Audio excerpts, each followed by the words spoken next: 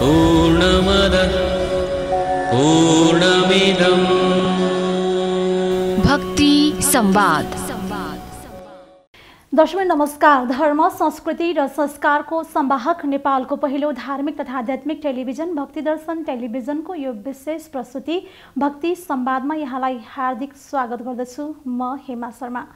दर्शक यस प्रस्तुति अन्तर्गत रहेर हामीले विभिन्न धार्मिक आध्यात्मिक व्यक्तित्व सामाजिक व्यक्तित्वहरूसँग चाहिँ कुराकानी चर्चा परिचर्चा गर्ने गर्दछौँ र विभिन्न धार्मिक आध्यात्मिक कुराकानी गर्ने क्रममा आज हामीले एउटा यस्तो पात्रलाई निम्ताएका छौँ जो एउटा उहाँको पेसाले उहाँ जे हुनुहुन्छ त्योभन्दा पृथक तरिकाले उहाँले समाजमा र धर्ममा एउटा आफ्नो अहम भूमिका निर्वाह गर्दै आउनुभएको छ र पछिल्लो समय जुन गाईको दुरावस्था रहेको छ, यत्रतत्र गाई भौतारेर रहिरहेको अवस्थामा उहाँले गाई बचाउँ अभियानमा पनि, गाई बाछाबाछी बचाउँ अभियानमा पनि निकै सक्रिय भूमिका निर्वाह गर्दै आउनुभएको छ र उहाँ हुनुहुन्छ पूर्व डिआइजी विजय राज भट्ट। उहाँ धार्मिक आध्यात्मिक सामाजिक व्यक्तित्वका साथसाथै समाजसेवामा पनि उत्तिकै सक्रिय हुनुहुन्छ र आफ्नो जीवनकालमा पनि उहाँले धेरै मठ मन्दिर लगायतका विभिन्न धार्मिक क्रियाकलापमा उहाँ सहभागी हुँदै आउनुभएको छ र उहाँ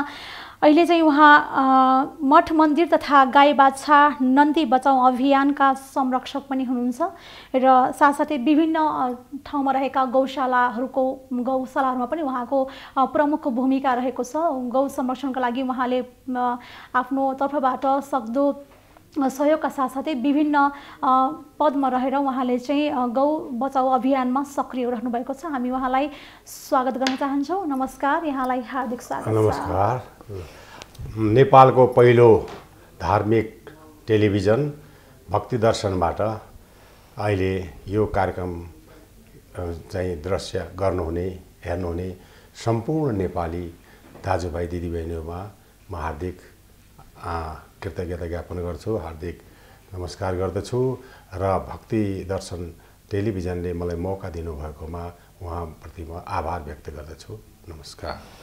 जस्तै अब सुरु गरौँ। यहाँ चाहिँ पेसाले पहिला शान्ति सुरक्षामा एउटा प्रहरी सङ्गठनमा रहनुभएको थियो। यहाँ चाहिँ डिआइजी जस्तो पदमा पनि यहाँ आसीन हुनुभयो आफ्नो कर्तव्यलाई पालना गर्दा गर्दै।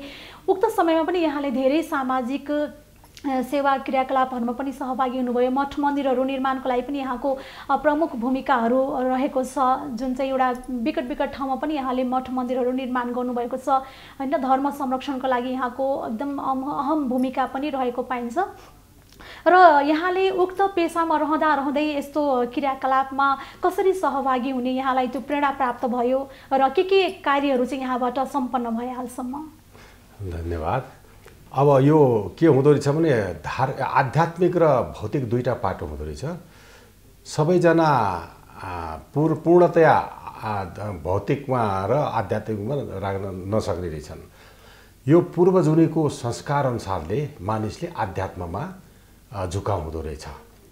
त्यही किसिमले के पर्यो भने बाल्यकालमा पनि मैले पहाडमा आफ्नो घर छँदाखेरि गौ सेवा, गाईको चाहिँ नि छुट बिदाको दिनमा म गाई चराउन जान्थेँ। अनि जहाँ आउन लायो भने पनि बुवाले चाहिँ, मेरो बुवा पनि गौको सेवक हुनुहुन्थ्यो। घरमा 12-15वटा गाई जहिले पनि पाल्या हुन्थ्यो सानो छँदाखेरि। अनि बिदाको दिनमा हामी गाई चराउन जान्थ्यौँ। त्यति बेला सानोमा चाहिँ अलिक अल्छी लाग्थ्यो गाई चराउन, तर त्यसको महत्त्व अहिले बुझियो। गाईको महत्त्व कति हुँदो रहेछ भने जाँचभन्दा अगाडि पनि गाईको चराउँदै पढ्दै गर्दै थिएँ म। त्यो हुनाले 7 कक्षामा यो अञ्चल हाम्रो हुन्थ्यो, अञ्चलको भनौँ न एसएलसी जस्तो अञ्चलको चाहिँ प्रतियोगिता हुन्थ्यो। अञ्चल फर्स्ट आएछु म 7 कक्षामा। भनेपछि त्यति बेला पनि अनुभव थिएन। जब म पूर्व संस्कार लिएर अलिअलि यस आएँ, प्रहरीको सेवामा पनि आएँ। प्रहरीको के हुन्छ भने हरेक प्रहरी कार्यालयमा एउटा न एउटा मन्दिर बनाएकै हुनुपर्छ भन्ने छ र 2038-39 सालतिर प्रहरीले हरेक कार्यालयमा हाकिमहरूले त्यहाँको इन्चार्जहरूले मन्दिर बनाउनु भनेर सर्कुलर नै आयो। भनेपछि त्यसबेला म केही समय दार्चुला गएँ। दार्चुलामा पनि एउटा देवी कालिकाको मन्दिर, भगवतीको दुर्गाको मन्दिर बनाउन सौभाग्य पाएँ। त्यसपछि बर्दियामा खटिएँ। बर्दियामा पनि कालीको विशाल ठुलो मन्दिर बनाउन पाएँ। त्यसपछि अरू ठाउँमा पनि मन्दिरहरूको निर्माण भएकालाई त्यसलाई विस्तार गर्ने केही मौका पाएँ। यही सिलसिलामा एसएसपी छँदाखेरि म महेन्द्रनगरमा मेरो सरुवा भयो। र त्योभन्दा अगाडि पनि के थियो भने हामी हरेक कार्यालयमा मन्दिरमा मन्दिर बनाउँथ्यो हरेक कार्यालयमा र त्यसमा चाहिँ हामी बिहान आफै गएर पूजा गर्थेँ। म चाहिँ नि आफै बिहान उठेर सबभन्दा पहिले नुहाइ गरेर पूजा गर्थेँ। पुजारी त नियुक्ति गरेको हुन्छ, गरेको पुजारी चाहिँ हुन्छ, तर आफूले श्रद्धाले आफूले पनि पूजा गर्थेँ। त्यो भएर भक्तिभाव बढ्दै एसएसपी छँदाखेरि के भयो भने म महेन्द्रनगरमा कञ्चनपुरमा महाकाली अञ्चल एसएसपी भएँ, महाकाली अञ्चलको प्रमुख भएँ र महेन्द्रनगर छँदाखेरि संजोगले के पर्यो भने त्यहाँ 100 वर्ष नागेका दुईवटा महात्माहरू दुईवटा शिवालयमा मैले त्यहाँ चाहिँ नि भेट्ने दर्शन गर्ने मौका पाएर त्यहाँ पाउने 2 वर्ष त्यहाँ बस्दाखेरि उहाँहरूको मैले नित्य सेवा गरेँ। 1-2 घन्टा उहाँसँगै बिताउँथेँ दैनिक र त्यही सिलसिला उहाँको प्रेरणाले मैले त्यो एउटा शिवालयमा अरू चिजभन्दा केही त्यहाँ तयार गराएँ। भुइँमा यो रुफिङ के अरे ग्राउन्डमा चाहिँ सिमेन्ट प्लास्टर गराउने इत्यादि बाथरुम टोइलेटहरू बनाइदिने काम यसमा लागे। अर्को शिवालयमा जाँदाखेरि त्यहाँ एउटा 100 वर्ष नागेको महात्माले उहाँले जुन चाहिँ मूर्तिहरू लिएर जानुभएको थियो सुरुदेखि त्यो रुखको मुनि थिए। उहाँले ल यसलाई चाहिँ छाना लगाइदियो भन्नुभयो। छाला लगाउन नमिल्ने रहेछ, रुख कहाँ नकाटिकन काट्न मिलेन। अनि उहाँलाई अनुमति लिएपछि छेउमा कभर्ड महेन्द्रनगरमा कभर्ड हल बजारमा कभर्ड हलको पछाडिपट्टि शिवधाम क्षेत्र राजा महेन्द्र सरकारबाट त्यो महात्माहरूलाई पूर्णगिरी महात्मालाई धेरै 20 बिघा जमिन प्रदान भएको छ। ठुलो शिवधाम क्षेत्र छ हाम्रो पशुपति क्षेत्र जस्तै। र त्यहाँ बस्दा एउटा पशुपतिनाथको मन्दिर अधुरो रहेछ। पहिले त एउटा सानो मन्दिर मैले नै निर्माण गरिदिएँ, बाबाका मूर्तिहरू पनि त्यहाँ राखिदिएँ र हरिद्वार गएर शिव र गणेशजीको पार्वती र गणेशजीको 3टा मूर्ति लिएर आएँ र आफ्नै हातले स्थापना गरेँ। पछि यहाँ ललितपुरबाट मैले लोकराज वज्राचार्य एउटा मूर्तिकार एकदम नामुद मूर्तिकारबाट जस्तो पशुपतिमा शिवलिङ्ग छ पञ्चमुखी हुबहु शिवलिङ्ग बनाउन लगाएर महेन्द्रनगरमा तिनै महात्माबाट उहाँका करकमलबाट मैले मूर्ति प्रतिष्ठापन गर्न लगाएँ। त्यो मूर्ति प्रतिष्ठापन गर्न लगाएपछि उहाँ पनि समाधिस्थ हुनुभयो र यही प्रकारले भगवान् भोलेनाथको कृपा हुँदै गयो। काठमाडौँ सरो भएर आएँ। म डिआइजी छँदाखेरि यो बालकुमारी भित्रपट्टि एउटा मैले दक्षिण काली माताको मन्दिर एउटा माताजीको कृपाले आदेशबाट दक्षिण काली माताको मन्दिर बनाउन लगाएर दक्षिण काली माताकै प्रतिमूर्ति त्यहाँ आफ्नै हातबाट मैले 61 सालको दशैँमा 9 दिन लगातार त्यहीँ आशा डेरा जमाएर मैले 9 दिनको पूजा गराएर पुरा विधि विधानले मूर्ति प्राण प्रतिष्ठा गराएको छु। त्यही किसिमले हुँदा पछि चाहिँ नि म डिआइजी छँदाखेरि नै म चाहिँ नि हाम्रो मुक्तिनाथ पीठाधीश्वर स्वामी कमलनयन आचार्यज्यू उहाँको सान्निध्यमा उहाँको दर्शन गर्न गएँ। उहाँसँग पनि म एटेच भएँ र श्रीवनमा एउटा गौशाला छ। स्वामीजीले ल गौ सेवाको संयोजक भएर गौशालामा चाहिँ गर्नु भनेपछि त्यो गरेपछि अहिले विगत 11-12 वर्ष भयो त्यो गौ सेवाको यसो दाना पानीको घाँस परालको बन्दोबस्त गरिदिने उसमा म लागेको छु। यही सिलसिलामा बनकालीमा पनि जो छ यो हाम्रो आरबी नौपानेजीले गाई बाछा बचाउ अभियान जुन राखेको छ त्यसमा पनि 2071 सालमा उहाँले स्थापना गर्नुभयो। 72 सालतिर मलाई म एटेच भएँ त्यसमा र उहाँले मलाई चाहिँ टेलिफोन गरेर ल हजुरलाई म संरक्षण राख्छु भनेपछि त्यसमा संरक्षणमा बसेँ। त्यहाँ चाहिँ छाडा गाई बाछाहरूलाई संरक्षण हो। अब श्रीवनमा साखुमा चाहिँ बागलुङबाट ल्याएका पहाडी गाईहरू छन्। त्यो चाहिँ नि त्यसलाई त्यो विस्तार गर्ने वृद्धि गर्ने चाहिँ अभियान हो। यहाँको चाहिँ के हो भने सडकमा छाडेका जति पनि अनाथ गाई बाछाहरू छन् र कतिपय त यी निर्दयहरूले हेर्नुहोस् छुरी हानेर कसैको घाउ पेटै छिराइदिया हुन्छ, कसैका खुट्टै काटिदिया हुन्छ। त्यस्ता ल्याएर पनि हाम्रो आरबी नौपानेजी त्यसको जो रेखदेखकर्ता पालनकर्ता हुनुहुन्छ उहाँले चाहिँ औषधि उपचार गरेर पालन पोषण गर्नुभएको छ र त्यहाँ निकै विवाद विघ्नहरू आए। पशुपति विकास कोषले त्यो चाहिँ हटाउनलाई चाहिँ निकै प्रयास गर्यो। मैले रोक्दा म संरक्षण भाग हुनाले उनीहरूलाई विभिन्न गरेर मैले रोक्दा पनि गाह्रो भइरहेको थियो। 3 वर्ष मैले त्यहाँ सदस्य सचिव भयो, त्यहाँको कार्यकारी निर्देशक यिनीहरूलाई हामीले रोक्नलाई धेरै गऱ्यौँ। लास्ट धेरै नै दबाब दियौँ र तैपनि मानेनन् र लास्टमा हामी सर्वोच्च अदालतमा गयौँ। हाम्रा वकिल साहबहरूले गौसेवक वकिल साहबले प्लिड गरिदिनु भयो र सर्वोच्चबाट अहिले त्यो नहटाउनु भनेर स्टे अर्डर आएको छ। अब त्यसमा चाहिँ नि सडकमा दुःख पाएका गाईहरू लाई चाहिँ नि र घाइते गाईहरू ल्याएर खोजेर आधा रातमा पनि गएर ल्याएर त्यहाँ उपचार गराएर राखेका हुन्छ। तर सरकारी पक्षबाट कुनै सहयोग छैन।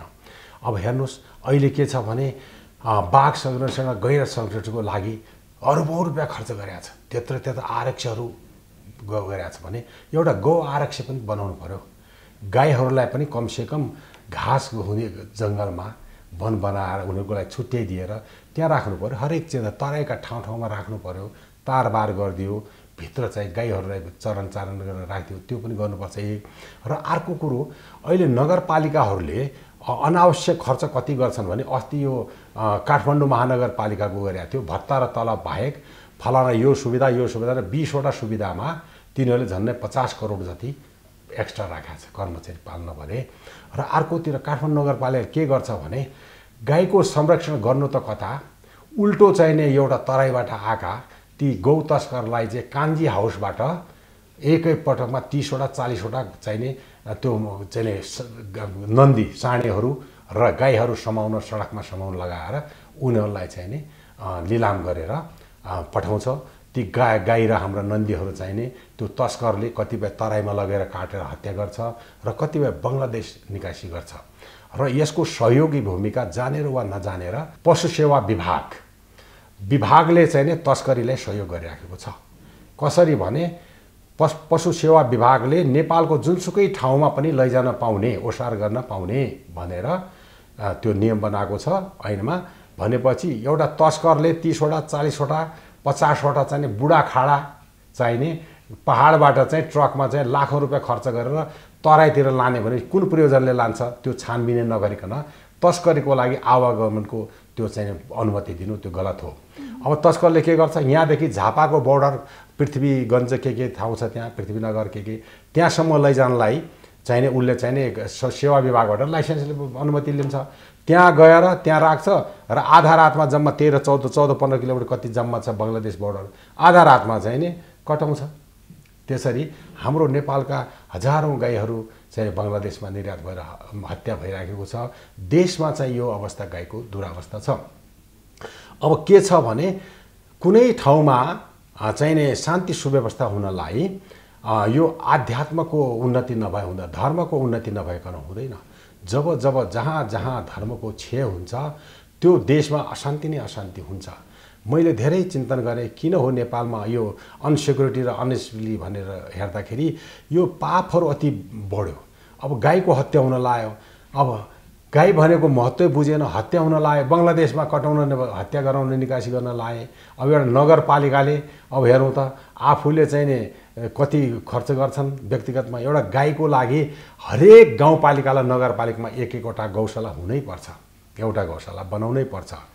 र अर्को कुरो जसले गाई पाल्छ उसलाई चाहिँ सडकमा छाड्न दिनु हुँदैन, ट्याग लगाउनु पर्छ र रेकर्ड राख्नुपर्छ। आफ्नो वडामा कसले गाई पालेको छ गौपालकहरूको रेकर्ड राख्यो र गाईको पनि इन्डोर्स गराइदियो, ट्याग नम्बर लगाइदियो। ट्याग नम्बरमा जसले छोडेको छ त्यसलाई चाहिँ पेनाल्टी गरिदियो, जरिवाना गरिदियो, 10,000 20,000 गरिदिएपछि त त्यसरी सिस्टम बस्छ है।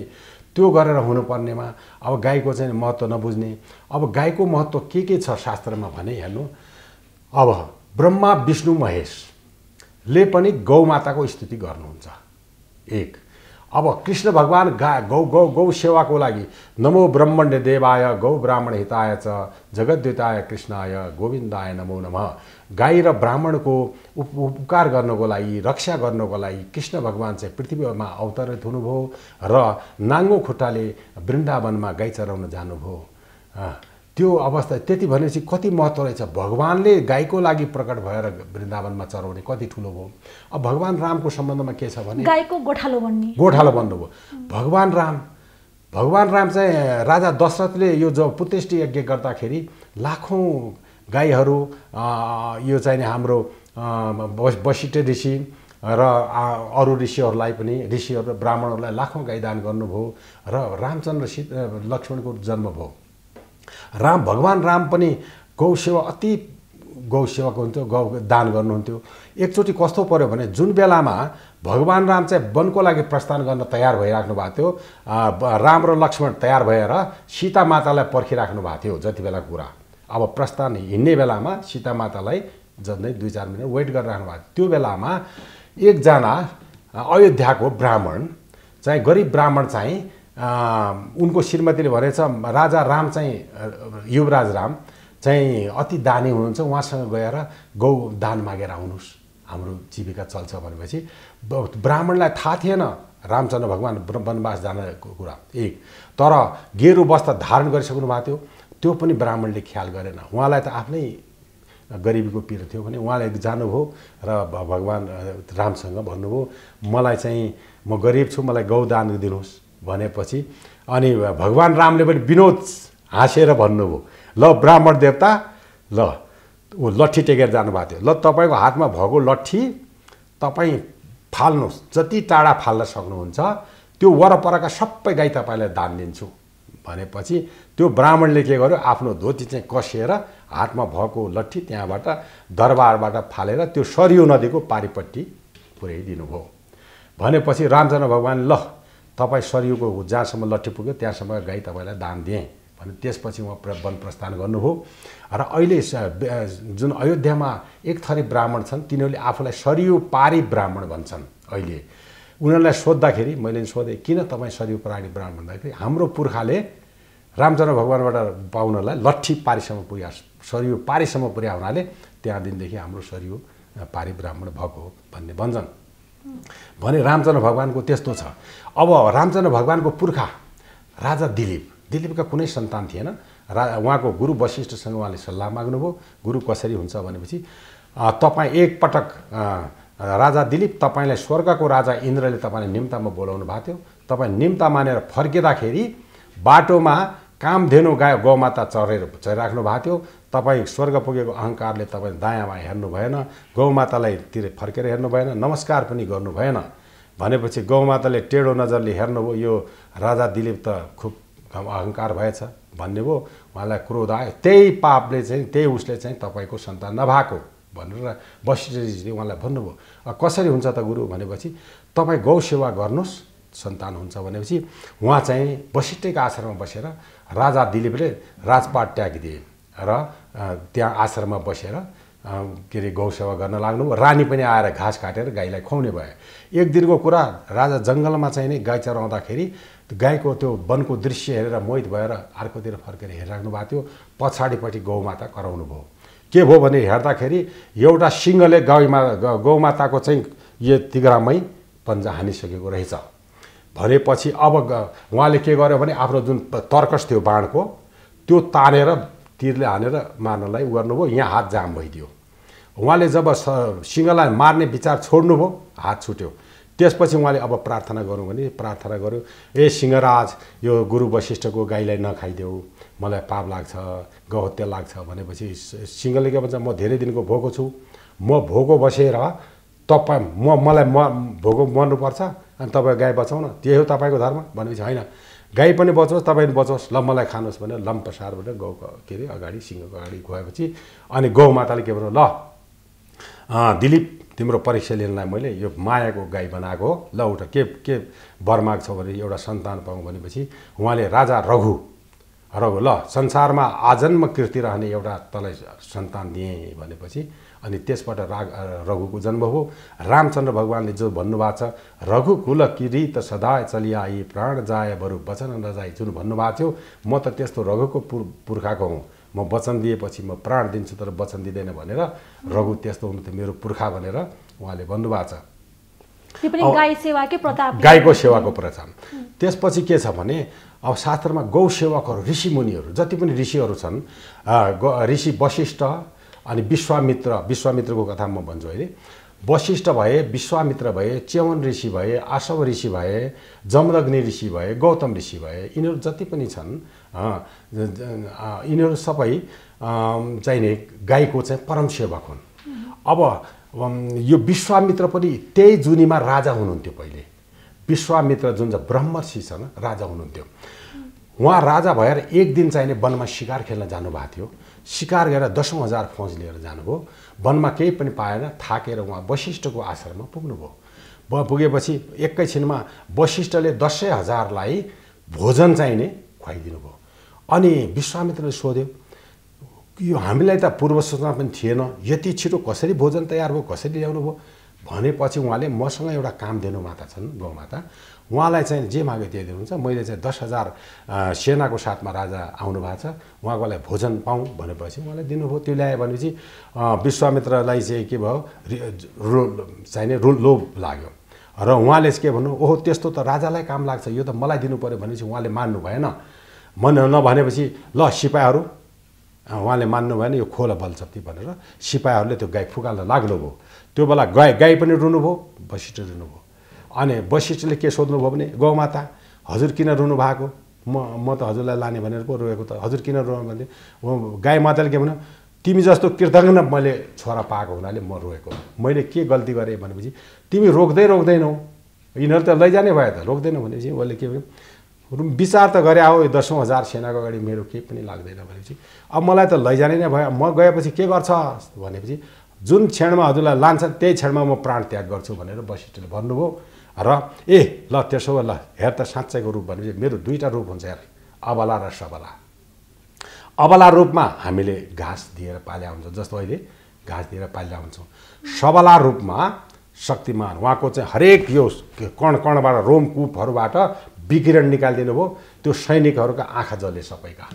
भएपछि विश्वामित्रले दिएको बाप रे बाप बाबा गाईको शक्ति त अपार रहेछ भने चाहिँ उहाँले माफी पनि माग्नुभयो। अनि वशिष्ठलाई भन्नुभयो, ल मैले आजदेखि राजपाट त्यागेँ, तपाईँको म गाई चराएर बस्छु, म गौ सेवा हुन्छु भने वशिष्ठ ऋषिको गाईको सेवा गर्नुभयो विश्वामित्रले। गौमातामा के छ भने धन सम्पत्ति, गाईको त लक्ष्मीको मूल हुन् गाई। धन सम्पत्ति त जसले गौ सेवा गर्छ त्यसकोमा कुनै धन सम्पत्तिको कमी हुँदैन,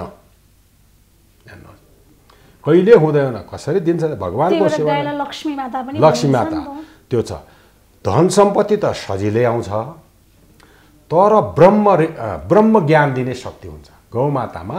उनले खुसी प्रसन्न हुने ब्रह्म ज्ञान दिनुहुन्छ, त्यो ब्रह्म ज्ञानबाटै उहाँ ब्रह्मर्षि हुनुभयो, ब्रह्म ज्ञान पायो। राजा विश्वामित्रले ब्रह्म ज्ञान पाएर ब्रह्मर्षि विश्वामित्र हुनुभयो, त्यो पनि गौको कृपाले हो। जस्तै अब हामीले चर्चा गरिरहेका छौँ, यहाँले पनि भन्नुभयो हैन, यो वैदिक सनातन यो धार्मिक ग्रन्थहरूमा चाहिँ, पौराणिक ग्रन्थहरूमा चाहिँ के कस्तो गाईको महत्त्व दर्शाएको छ भनेर हैन, विभिन्न कथा प्रसङ्ग आख्यानहरू पनि यहाँले प्रस्तुत गरिसक्नु भएको छ। र हामीले हेर्न सक्छौँ यो गाईको यो भौतिक रूपमा पनि गाईबाट हामीले चाहिँ धेरै यो महत्त्व, हामीले चाहिँ यो गाईबाट धेरै कुराहरू चाहिँ पाइरहेका हुन्छौँ। जस्तै अब गाईको दुधले पनि एउटा मानसिक शक्तिको विकास हुने हैन, शारीरिक रूपमा पनि एकदम बालबच्चा पनि तीक्ष्ण हुने, एउटा अरू चौपायाहरूको भन्दा पनि गाईको दुधको चाहिँ विशेष महत्त्व रहेको विज्ञानले पनि पुष्टि गरिसकेको छ। र विभिन्न धार्मिक ग्रन्थहरूमा गाईमा चाहिँ 33 कोटी देवी देवता रहेको एउटा परिकल्पना भए पनि जसरी भए पनि शास्त्रमा व्याख्या गरिएको छ। र गाईलाई लक्ष्मीको रूपमा पनि पूजिन्छ हैन। र गाई वैदिक सनातन यो धर्मको मूल आधार, मूल मेरुदण्ड भए पनि अहिले पछिल्लो समयमा उपेक्षित भइरहेको अवस्था छ। र हामीले हेर्न सक्छौँ कि नेपाल एउटा वैदिक सनातन धर्मले एउटा ओतप्रोत भएको राष्ट्र हो। अहिले पछिल्लो समय धर्मनिरपेक्षता भए तापनि र अहिले वर्तमान परिप्रेक्ष्यमा जुन नेपालको दुरावस्था रहेको छ, यो पनि कता न कता गाईको एउटा अपहेलनाले, गाईको चाहिँ यो गाईलाई गरेको दुर्दशा, अपहेलना, निन्दा अथवा चाहिँ यो अपमान अथवा चाहिँ यसको सदुपयोग, यो गाईलाई चाहिँ नबुझेको कारणले, सेवा नगरेको कारणले भन्ने पनि कता कता चर्चा परिचर्चा भनेको पनि सुनिन्छ। यहाँमा कस्तो विचार छ यसप्रति, के भन्नु धारणा छ यहाँको? हस् हजुर, हाम्रो शास्त्रमा एउटा भनाइ छ, महाजनो एन गतस्य पन्था। जुन बाटोबाट हाम्रा महापुरुषहरू हिँडेका थिए, हाम्रा पुर्खा हिँडेका थिए, त्यो बाटोमा हामीले हिँड्न सक्यौँ भने हाम्रो कल्याण हुन्छ। अघि मैले सुरुमा भने मैले गाई चराउनु मेरो बुवाबाट सिकेँ। अब त्यस कारण त्यही किसिमले यदि हामीले चाहिँ हाम्रा पूर्वजहरूले जुन अनुसरण गर्थे त्यो गर्नुपर्छ। जस्तो उदाहरणलाई म दिउँ, हाम्रा पुर्खाहरू चाहिँ कहिले बिरामी पनि हुँदैन थिए। मेरो पिताजी 95 वर्षमा कहिले पनि बिरामी हुनु भएन, गाईको सेवा गरेर गाईको दुध खाएर। भने अब गाईको के छ, गाईको गौत पनि औषधि छ, पञ्चगव्य, शरीरमा भएका सबै रोगहरू निकालिदिन्छ। पञ्चगव्य भन्नाले गाईको गौत, गोबरको रस, दुध दही घिउ 5 वटा चिज मिसाएर त्यसको खाली पेटमा बिहान 1-2 चम्चा पनि खाइदिने हो भने शरीरमा भएका सबै क्यान्सरसम्मको रोग पनि निको हुन्छ। र गाईको गौतबाट नित्य सेवन गर्ने हो भने चाहिँ नि शरीरमा कुनै किसिमको रोग हुँदैन। त्यो छ क्यान्सरको सेकेन्ड स्टेजसम्मको औषधि पनि गाईको गौतबाट ठिक हुन्छ, पञ्चगव्यबाट ठिक हुन्छ। अब त्यो छ। अर्को कुरो के छ भने यदि कुनै कसैले बालबच्चाहरूलाई पढाइमा कमजोर छ भने यदि राम्रो गराउँछ भने गाईको गोठमा बच्चालाई राखेर पढ्न लगायो भने त्यो बच्चा त बोर्ड फर्स्ट भइदिन्छ, नभए स्कुल फर्स्ट, क्लास फर्स्ट त अवश्य हुन्छ। त्यस्तो छ, मेधावी हुन्छ। त्यसको कारण के छ भने गाईको शरीरबाट पोजिटिभ इनर्जी आउँछ, हाइली पोजिटिभ इनर्जी आउँछ एक। र गाईले सासमा पनि गर्छ भने अक्सिजन दिन्छ, शुद्ध पनि हुन्छ र पोजिटिभ इनर्जी आउँछ। मैले अघि व्यक्त गरेँ, विकिरणको कुरा गरेँ। त्यति बेला पोजिटिभ ब्रह्मज्ञान दिनु पऱ्यो भने पोजिटिभ इनर्जी आउँछ, त्यहाँनिर डिस्ट्रोय गर्नु पऱ्यो भने नेगेटिभ इनर्जी आउँछ। त्यो सैनिकका आँखा भस्म भयो भनौँ न। त्यो भनेपछि आफ्नो कर्म अनुसारले। र गाईको के छ भने संसारमा सबभन्दा सोझो प्राणीलाई गौ प्राणी भन्छ। कुनै व्यक्ति पनि सोझो छ भने त्यो गौ प्राणी भन्ने चलन छ भने त्यस्तो एउटा सोझो सबभन्दा गौ जस्तो सिधा र अमृत दिने हेर्नुहोस् है, अमृतै मात्रै दिन्छ।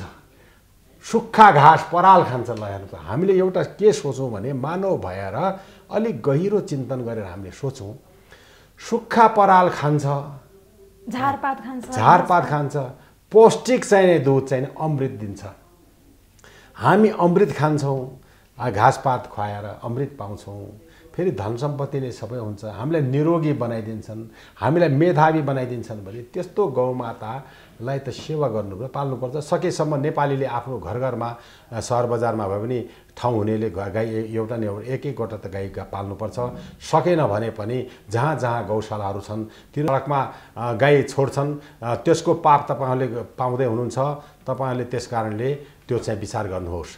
खास गरी अहिले तराईका जिल्लाहरूमा जस्तो विगतमा कैलाली कञ्चनपुरमा अति नै गाईको चाहिँ नि निकै नै तपाईँहरूले त्यहाँनिर नगरपालिकाहरूले गाईको चाहिँ पाप गर्नुभएको छ। बेदकोट नगरपालिकाले तपाईँले यो गोदावरीको जङ्गलमा तपाईँले गाईलाई चाहिँ मारेर तपाईँले बिख खुवाएर फालेका ती चाहिँ कारुणिक दृश्य हाम्रा चाहिँ बाल सन्त जगद्गुरु मोहन शरणजीले देख्नुभयो। उहाँलाई अति दुःख लाग्यो। त्यसपछि उहाँले प्रण गर्नुभयो, महेन्द्रनगरमा जबसम्म तपाईँहरूले चाहिँ यो गाईको संरक्षण गर्दैन, कैलाली कञ्चनपुरमा पानी पनि पिउँदिन भनेर उहाँले गर्नुभयो। र घचघचमा त्यहाँको मुख्यमन्त्री र 2टा मेयरहरूलाई राखेर ल प्रण गराउनु भयो गौशाला गर्ने, गाई छाडा रोक्ने भनेर। त्यो पनि अहिले राम्ररी भएको छैन। हुन त एउटा 2टा त्यो उसमा ऊ भएको छ, गौशालाहरू बन्या छन्, तर चाहिँ पूर्णतया चाहिँ छैन। अहिले पनि सडकमा त्यहाँ उगेकै छ। त्यस्तै किसिमले यो महेन्द्रनगरमा एउटा चाहिने वन विभागको फर्स्ट क्लासको एउटा कन्जर्भेटर खटिँदाखेरि उसले चाहिँ के गरेछ, नगरपालिकाको उसले चाहिँ भने गिद्ध संरक्षण केन्द्र भनेर एउटा चाहिने ठुलो नगरपालिकाको पैसाले, बरु गाई मार्नलाई नगरपालिकाले पैसा दिँदो रहेछ। नगरपालिकाले महेन्द्रनगरले पहिले कर्मचारी हुँदाको कुरा हो, यो चाहिँ कर्मचारी हुँदा इलेक्सनभन्दा अगाडि कुरा हो। कर्मचारीहरूले के गरेछ, पैसा दिएछ, तारबार काँडे तार लगाएछ, त्यो भित्र चाहिँ 500वटा गाई राखेछ, राखिदिएछ। खानापिना केही छैन, भित्र यिनीहरू भोकै मरुन्, गिद्धले खाउन् भनेर। त्यो दृश्य पनि हाम्रो जगद्गुरुले देख्नुभयो। उहाँलाई चाहिँ दया लाग्यो। उहाँले तारहरू काटेर त्यो 500वटा गाईलाई स्वतन्त्र पार्नुभयो। विगत 7-8 वर्ष अगाडि उद्धार गर्नुभयो भने त्यतिको भइरहेछ। उल्टो कामलाई नगरपालिकाले गौ हत्याको कामलाई चाहिँ रकम दिने, गौ पालनलाई नदिने र काठमाडौँ महानगरपालिकाले बङ्गलादेशमा गौ तस्करलाई चाहिँ बिक्री गर्ने, तर यहाँ सडकमा भएका गाईको चाहिँ हेरविचार नगर्ने, त्यो चाहिँ अति नै निन्दनीय कार्य भइरहेको छ। त्यसकारण अब सरकारले के गरोस् भने यदि देशमा शान्ति सुव्यवस्था चाहने हो, स्टेबिलिटी चाहिने हो भने आध्यात्मको उन्नति नभइकन, धर्मको उन्नति नभइकन तपाईँको कल्पना नगर्नुहोस्, कहिले शान्ति हुनै सक्दैन भनेकै छ। जहाँ हो धर्म की हानि, बाढ ही असुर अधम अभिमानी, रामायण भनेकै छ। जुन देशमा, जुन व्यक्तिमा यो हरेक यो फर्मुला व्यक्तिलाई लाग्छ, परिवारलाई, समाजलाई, देशलाई, विश्वलाई र अनन्त ब्रह्माण्डलाई एउटै फर्मुला काम लाग्छ। जहाँ हो ये धर्म की हानि बाढै असुर अधम अभिमानी। जुन व्यक्तिमा जुन देशमा धर्मको क्षय हुनेछ त्यसमा के आउनेछ? बाढी आउनेछ। असुरहरूको दानवी प्रवृत्तिका व्यक्तिहरूको बाढी आउनेछ। अधम निज कर्म अहिलेको हेर्नुहोस् त बाउले छोरीले बलात्कार गरेको रहेछ, यो अधम निज कर्म गर्ने यस्ता यस्ता अपराध कर्महरूको बाढी आउनेछ। त्यसपछि अभिमानी भन्नाले अरू टाढै जानु पर्यो। पार्टीहरूका आन्तरिक खिचलाई हेर्नुहोस् है, यी पार्टीका नेताहरूको आपस तानागाना किन इगोइजम है, अभिमान आयो, इगोइजम आयो। त्यस कारणले यो सबै गरेको धर्मको क्षयले हो। अब नेपालमा यदि शान्ति सुव्यवस्था गर्नु छ, नेपाललाई राम्रो गर्नु भने पहिलेको जस्तो गर्नुपर्छ। यहाँ प्रतिगामी भन्छ, प्रतिगमन गर्नै पर्छ। अब अहिले प्रतिगमन भन्नाले राजनीतिक प्रतिगमन हुनैपर्छ, नभएर देशमा शान्ति छैन। अब जहाँसम्म अहिले नेताहरूले प्रतिगमन भन्छन् भने नेताहरूले गरेका छ अहिले प्रतिगमन। पहिले त अग्रगमन थियो। राजा महेन्द्रले थोरै पैसामा जम्मा 20 करोड वार्षिक बजेट, 20 करोड अहिले 20 खरब हुन लाग्यो। राजा महेन्द्रको पालामा नेपालको बजेट तपाईँले अध्ययन गर्नुहोस् न। नेपालको बजेट राजा महेन्द्रको पालामा 15-16 सालमादेखि लिएर 46 सालसम्म वार्षिक बजेट एकातिर राख्नुहोस् र तुलनात्मक अध्ययन गर्नुहोस्। त्यसपछि 46 सालपछिको 31 वर्षको राख्नुहोस्। अहिले खरबको बजेटमा काम शून्य छ। राजा महेन्द्रले 20 करोड बजेटमा त्यत्रो सेना पालेर, प्रहरी पालेर, कर्मचारी पालेर, सरकार पालेर, सबै पालेर त्यत्रो चाहिँ हाइवेहरू बनाएका। हेर्नु, पृथ्वी राजमार्ग, महेन्द्र राजमार्ग, अन्यको राजमार्ग, सिद्धार्थनमा राजमार्ग, यी सबै राजमार्गहरू तयार गरिदिएका थिए। त्यत्र चाहिँ उद्योग क्षेत्रहरू, हेटौडा उद्योग, के अरे राजविराज उद्योग, बालाजु उद्योग, पाटन उद्योग, त्यस्तै सबै उद्योगहरू होइन, वीरगञ्ज उद्योग, सारा हेटौडा उद्योग, सारा उद्योग धन्दाहरू खोइदिएका थिए, सबै गरेका थिए। ती सबै अहिले बेचेर खाइदिए। 31 वर्षमा केही पनि उन्नति भएन। यो केले भयो भने पापको अतिवृद्धि भयो, धर्मको हानि भयो। र अर्को कुरा के छ भने अहिले यो प्रकृतिमा 3वटा कुरो हुन्छ। यो अहिले कोरोनासँग पनि सम्बन्धित छ। अहिले कोरोना के हो त भनेर कसैले चाइनाले बनाएको, कसैले बनाएको होइन। यो भाइरस भनेको प्रकृतिले निर्माण गर्छ, प्रकृतिले दिने हो। यो चाहिँ दैविक हो, प्राकृतिक, दैविक। जब प्रकृतिलाई खलबल्याउँछौ अनि प्रकृतिले हरेक शताब्दीमा, हरेक 100 वर्षमा अनि रिभेन्ज लिन्छ। कोरोना भनेको प्रकृतिले रिभेन्ज लिएको हो। यो चाहिँ मान्नुहोस्, न चाइनाले बनाएको न अमेरिकाले बनाएको। धार्मिक ग्रन्थहरूमा पनि भनिएको छ, त्यो हावामा बनाएको छ। धार्मिक ग्रन्थ पढाएको छैन। अब त्यो अहिले चाइनाले बनायो भने योभन्दा अगाडि, आजभन्दा 103 वर्ष अगाडि स्पेनिस फ्लू कसले बनाएको थियो? रुसले कि अमेरिकाले, चाइनाले? कसले बनाएको थियो? त्योभन्दा अगाडिका अरू थियो यो चाहिँ प्लेगहरू कसले बनायो? त्योभन्दा अगाडिका। हरेक शताब्दीमा महामारी आइरहेको छ। यो कारण के हो भने जति प्रकृति खलबलिन्छ त्यो सबै त्यो रिभेन्ज लिएको। अहिलेको यो रिभेन्ज, यो कोरोना कहाँबाट आएको ल म बताइदिन्छु। कोरोना चाहिँ नि जो अमेरिकाले इराक भयो, यो अफगानिस्तान र सिरिया, यमन इत्यादि देशमा जो बम्बार्डिङ गर्यो हो त्यसबाट आएको। ल अमेरिकन बम्बार्डिङबाट यो चाहिँ नि कोरोना आएको हो। प्रकृतिलाई जति गर्छ प्रकृतिले चाहिँ रिभेन्ज लिन्छ। किनभने संसारमा 3वटा शक्ति छ जम्मा। हामी जीव शक्ति, हामी जीव शक्ति हौँ। हामीभन्दा माथि महाशक्ति भनेको प्रकृति माया, त्योभन्दा माथि परम शक्ति भनेको भगवान् परमेश्वर छ। हामी त शक्ति, हामीलाई त गभर्न गर्ने त महाशक्ति हो। महाशक्तिलाई गभर्न गर्ने चाहिँ परम शक्ति हो। अब भनेपछि हामी एउटा सामान्य शक्तिवाला व्यक्तिले चाहिँ नि महाशक्ति प्रकृतिलाई खलबल्यायौँ भने त चाहिँ नि हाम्रो त विनाश त निश्चित हुन्छ। अब यो छ यो ग्लोबल वार्मिङ भन्छ है, क्लाइमेट चेन्ज भन्छ। यो सबै मान्छेले गरा हो, कसैले गरे होइन। त्यसकारणले अब प्रकृतिलाई शुद्ध पार्नुपर्छ। र प्रकृतिमा 3वटा गुण हुन्छ। फेरि अर्को 3वटा गुणको चाहिँ सिधै डाइरेक्ट असर हाम्रो माइन्डमा पर्छ। जब प्रकृतिमा सात्विक गुण हुन्छ भने मान्छे चाहिँ अति धर्मात्मा हुन्छ, अति दयालु हुन्छ। अब एउटा हामीले यहाँ विवेचना गरौँ।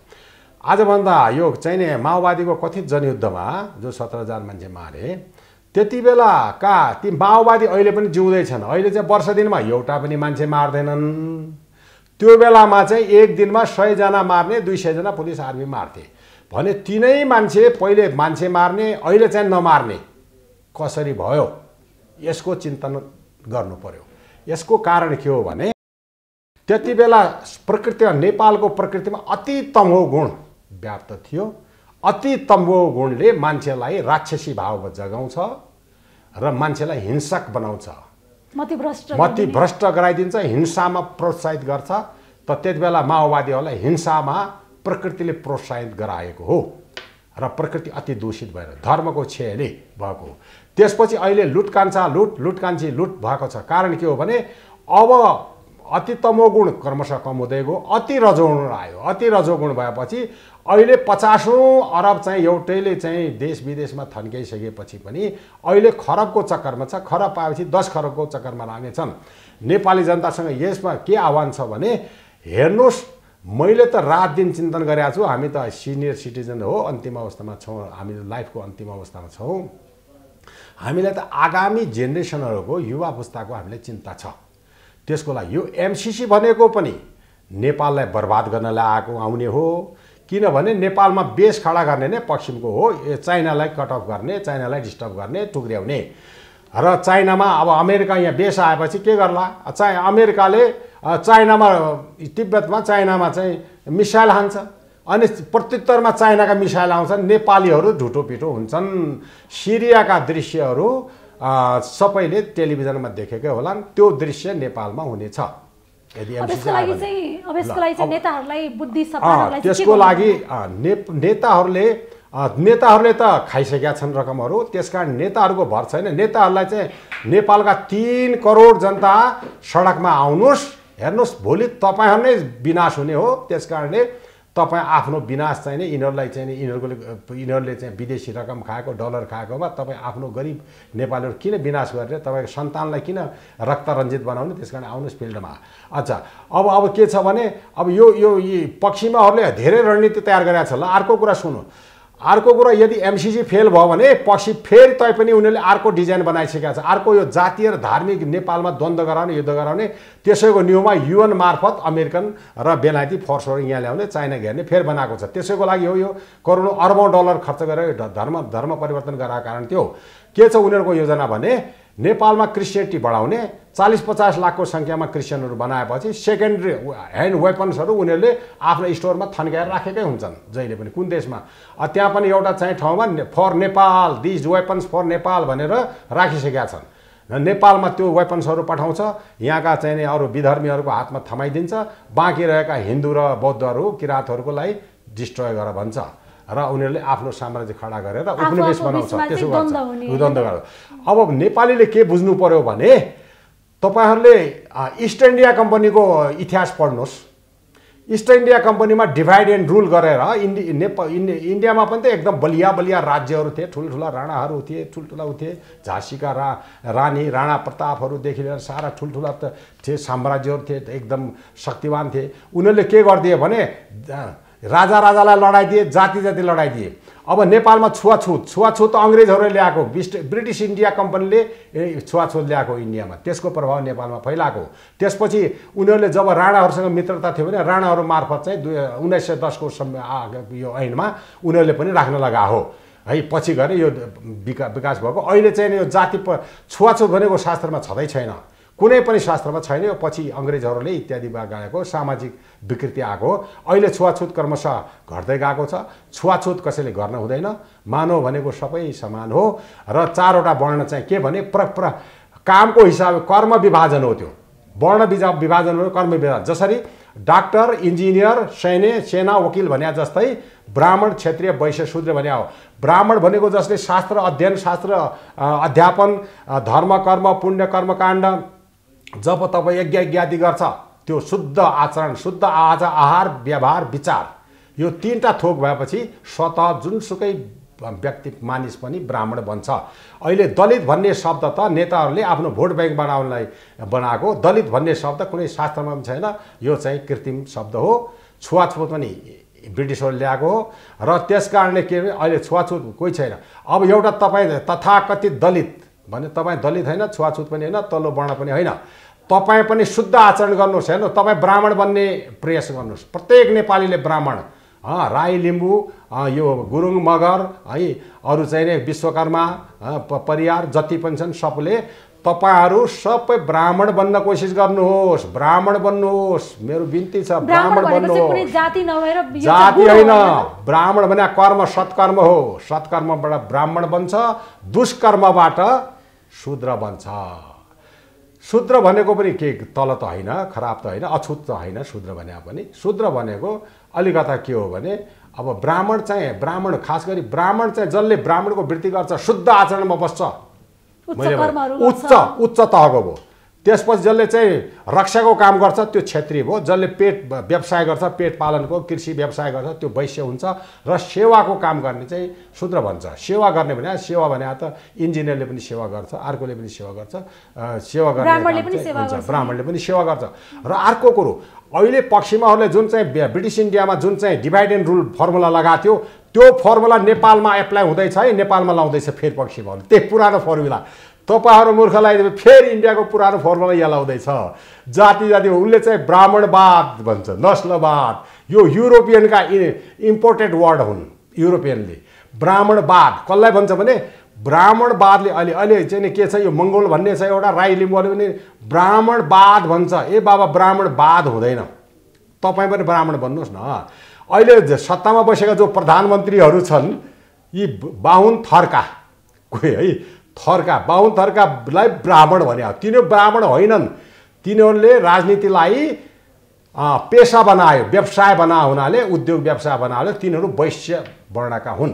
अबदेखि कुनै पनि मङ्गोल यो पश्चिमा डलरवादीहरू हो, तपाईहरूले यी नेपालका यो चाहिँ प्रधानमन्त्रीहरूलाई बाहुन पनि नभन्नु होला।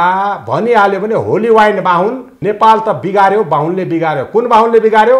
होली वाइन बाहुन, अर्थात् गैर हिन्दू बाहुन, पास्टर बाहुन, यिनीहरूले नेपाल बिगारेकै छ। पास्टर बाहुनले देश बिगार्यो, इसाई बाहुनले देश बिगार्यो, इसाई प्रधानमन्त्रीले बिगार्यो, होली वाइन प्रधानमन्त्रीले देश बिगारेकै छ।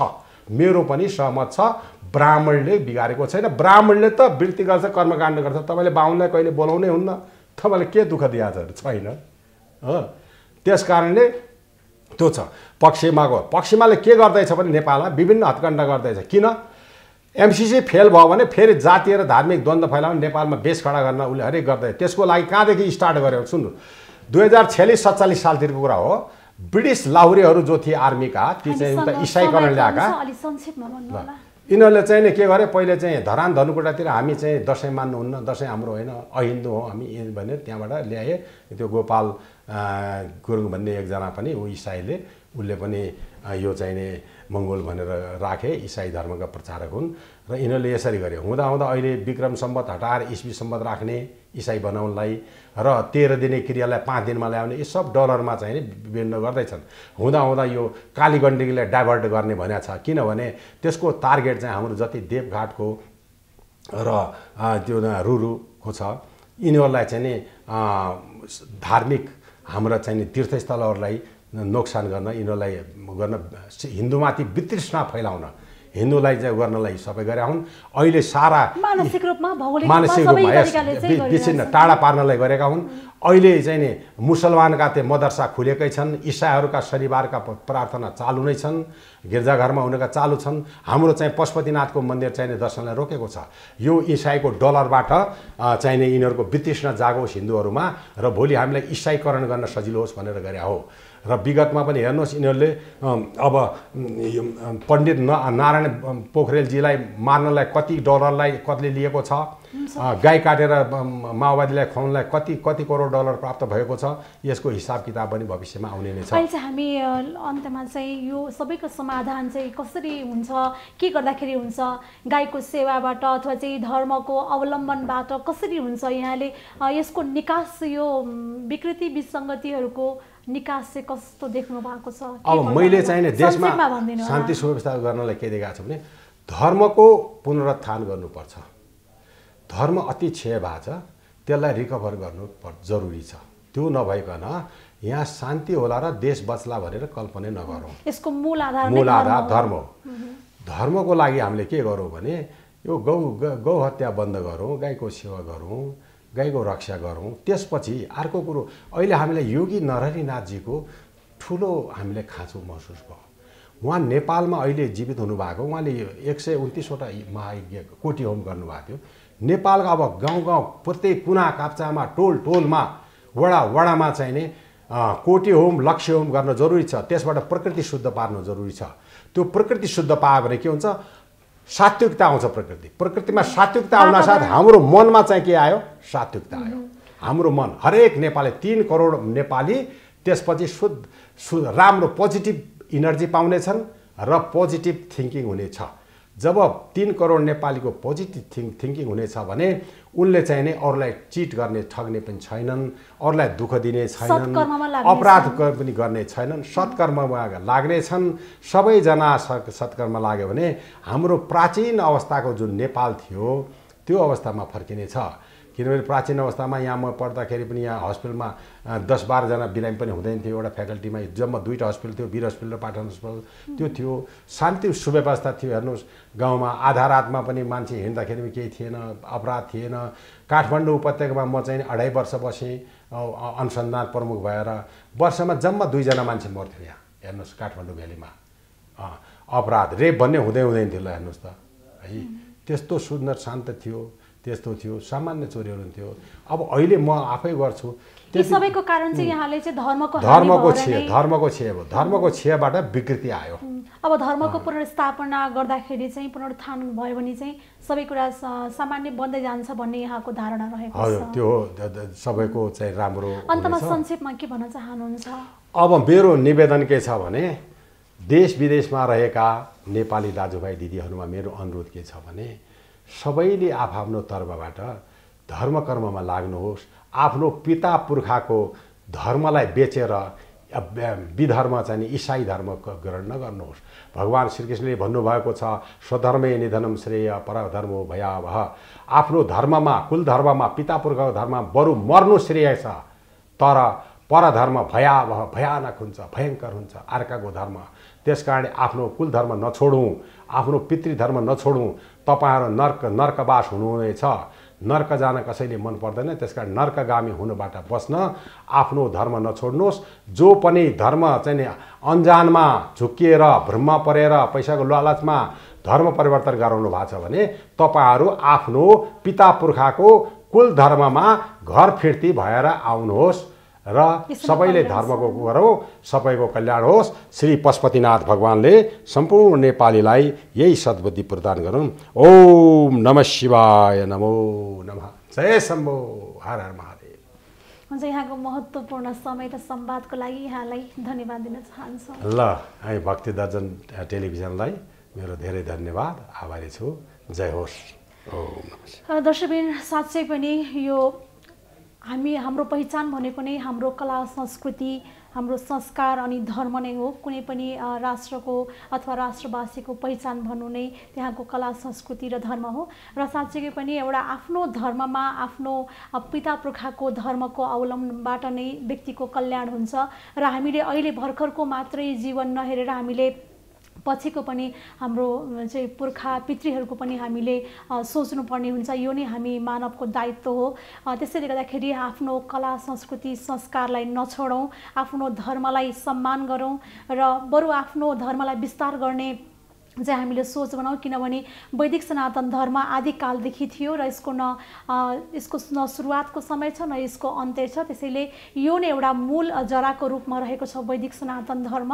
र यो मूल जरालाई नै हामीले यो जलमल अर्पण गरौँ र विभिन्न शाखाहरूको हामी सम्मान गरौँ, तर आफ्नो धर्मलाई हामीले चाहिँ कदापि छोड्नु हुँदैन। र यसैमा नै हामी सबैको कल्याण साधिएको छ। र यो हाम्रो वैदिक सनातन धर्मको मूल आधार भनेको नै गौ हो। र गाईको विभिन्न यो शास्त्रमा भनेको अनुसारले गाईको धेरै चाहिँ उपयोगिता रहेको छ। विशेष गरी मानव जीवनमा यो प्रकृति पर्यावरणमा गाईको एकदम ठुलो भूमिका र महत्त्व रहेको छ। त्यसैले गाई संरक्षणतर्फ पनि हामीले ध्यान दिउँ। सके आफ्नो टोल छिमेकमा विभिन्न संस्था मार्फत सामूहिक रूपमा गौपालन गौ सेवा गरौँ। त्यति पनि नसके भने जहाँ जहाँ गौशालाहरूको स्थापना गरिएको छ, जहाँ चाहिँ गौ संरक्षण गरिएको छ त्यहाँ गएर हामीले समय समयमा आफूले सकेको साथ सहयोग गरौँ, गौको दर्शन गरौँ र यसबाट हामी सबैको कल्याण चाहिँ निश्चित रहेको छ भन्दै यहाँहरूमा निवेदन गर्दै आजको लागि भक्ति संवादबाट सम्पूर्ण टिम लगायत म हेमा शर्मालाई पनि बिदा दिनुहोस्। यहाँहरूको हरेक पल शुभ रहोस्। नमस्कार। पूर्णमदः पूर्णमिदं भक्ति संवाद।